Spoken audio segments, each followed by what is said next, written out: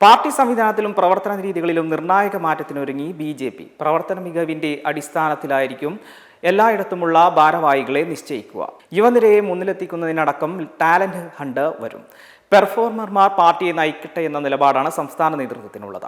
മുതിർന്ന നേതാക്കൾക്ക് കൂടുതൽ ചുമതല നൽകും. 2029 ലോക്സഭാ തെരഞ്ഞെടുപ്പ് ലക്ഷ്യമിട്ടാണ് സംഘടനാ സംവിധാനം കൂടുതൽ ശക്തിപ്പെടുത്തുന്നതിനുള്ള ദീർഘകാല തയ്യാറെടുപ്പ് നടക്കുന്നത്. മേഖലാ തലത്തിൽ തുടങ്ങി മണ്ഡലം, പഞ്ചായത്ത്, ജില്ല എന്നിവിടങ്ങളിൽ പ്രവർത്തന മികവ് വിലയിരുത്തിയുള്ള മൂല്യനിർണ്ണയം നടപ്പാക്കും. കാര്യമായി ശ്രദ്ധിക്കപ്പെടാതെ താഴെത്തട്ടിൽ മികച്ച പ്രവർത്തനം നടത്തുന്നവരെ കണ്ടെത്താനാണ് ടാലന്റ് ഹണ്ട് നടത്തുന്നത്. ചാനൽ ചർച്ചകളിൽ പോലും പുതിയ നേതാക്കളെയാണ് അടുത്തിടെ നിയോഗിച്ചിട്ടുള്ളത്.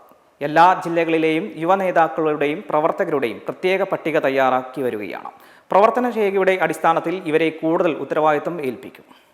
പുതിയ മുഖങ്ങൾ, യുവത്തിന് മുൻഗണന, മികവിന് അംഗീകാരം, മുതിർന്നവരുടെ മാർഗനിർദ്ദേശം എന്നീ ഘടകങ്ങളെ കോർത്തിണക്കി പാർട്ടിയെ ശക്തിപ്പെടുത്താനാണ് കേന്ദ്ര നേതൃത്വത്തിന്റെ അനുമതിയോടെ സംസ്ഥാന പ്രസിഡന്റ് രാജീവ് ചന്ദ്രശേഖറിന്റെ ശ്രമം. അദ്ദേഹത്തിന്റെ സ്വന്തം ടീമിനെ രൂപപ്പെടുത്തും എന്നതും ലക്ഷ്യമാണ്. ഇതിന്റെ ആദ്യപടിയാണ് 2 ദിവസം മുൻപ് 6 മേഖലാ പ്രഭാരിമാരുടെ നിയമനം. മുതിർന്ന നേതാക്കളായ കുമ്മനം രാജശേഖരൻ, വി മുരളീധരൻ, പി.കെ. കൃഷ്ണദാസ, കെ. സുരേന്ദ്രൻ, ജോർജ് കുര്യൻ തുടങ്ങിയ മുതിർന്ന നേതാക്കൾക്ക് കൂടുതൽ ചുമതല നൽകും. ആദ്യമായി എം.എൽ.എ. ആയ ബി ഗോപകുമാറിനെ നിയമസഭാ കക്ഷി നേതാവായി തെരഞ്ഞെടുത്തത് തന്നെ പുതുമുഖങ്ങൾക്ക് അംഗീകാരം നൽകുന്നതിന്റെ ഭാഗമാണെന്നാണ് വിശദീകരണം.